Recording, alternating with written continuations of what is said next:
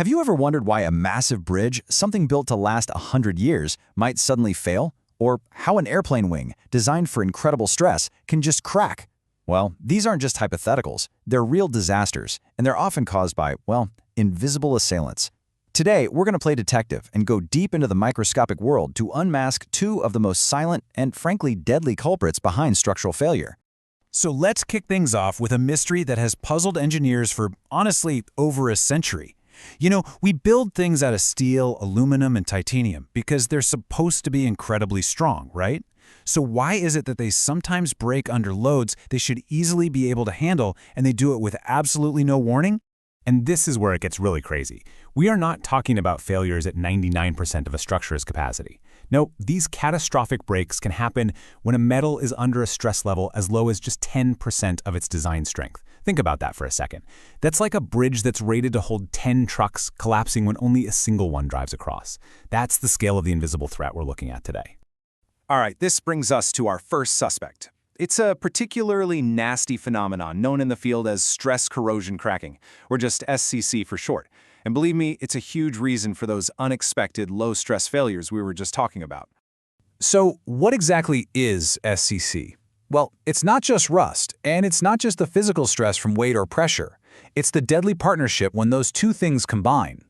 On the surface, a structure might look totally fine, but deep inside, this toxic duo is secretly working together, creating and spreading microscopic cracks.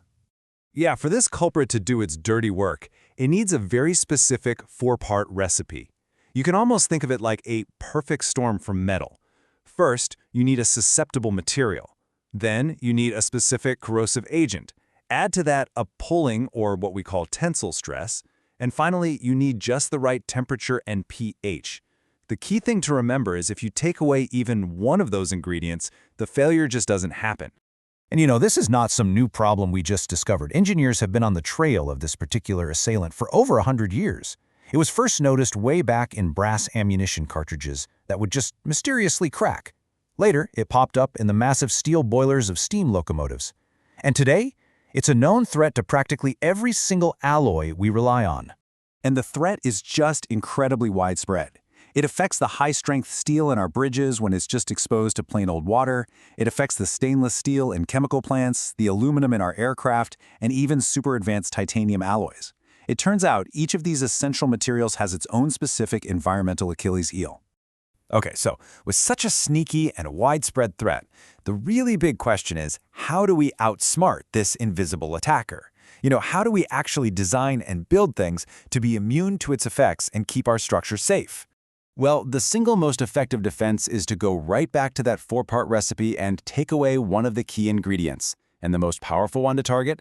The tensile stress. It's simple, really. If there's no pulling force, those tiny cracks just can't form and grow in the first place. And we've got some pretty clever ways to do this. One is called annealing. You can basically think of it as giving the metal a stress-relieving spa day with a special heat treatment. It just relaxes any tension that's left over from when it was made. Another technique is called shot peening. Now this is cool. Imagine creating a suit of armor by hammering the metal surface with millions of tiny little beads. This puts the surface into a state of compression, creating an invisible force field that literally pushes back against those dangerous tensile stresses. Okay, so let's say you can't get rid of the stress. Another approach is to attack a different part of that recipe. You can try to neutralize the second key ingredient, the corrosive environment itself.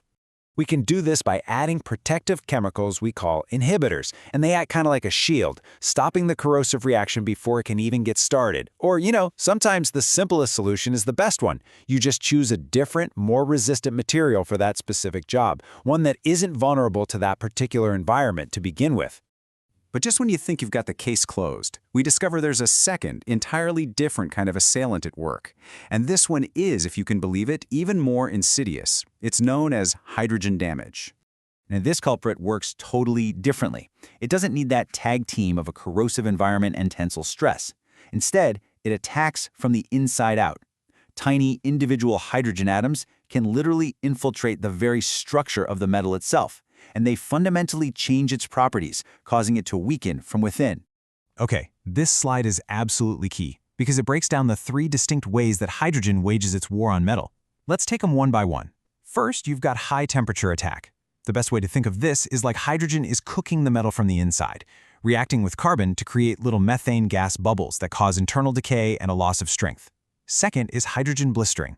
This is where hydrogen atoms sneak into the metal and then team up to form larger gas molecules. This creates these immense pressure pockets. It looks like blisters under your skin, and they can bulge and crack the surface.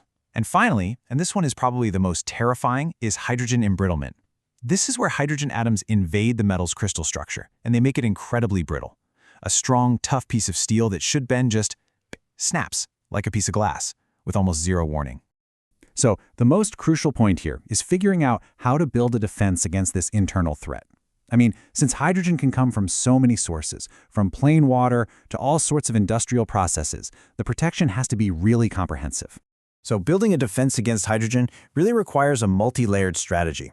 It all starts with selecting the right materials, like using alloys with elements like nickel that are just naturally more resistant. The defense then continues during the manufacturing process, with special welding techniques and heat treatments designed specifically to bake out any hydrogen that might have gotten absorbed. And finally, it all comes down to smart design, avoiding sharp corners where stress can concentrate, and using protective coatings to create a physical barrier against that hydrogen invasion.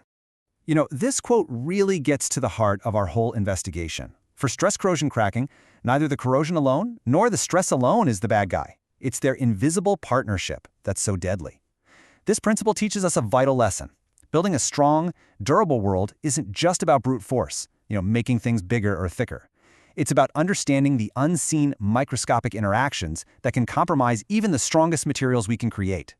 And that kind of leaves us with a final thought to take with you. Now that you know about these invisible assailants that target the very materials we build our world with, what other hidden stress points or unseen vulnerabilities might be lurking in all the other complex systems all around us?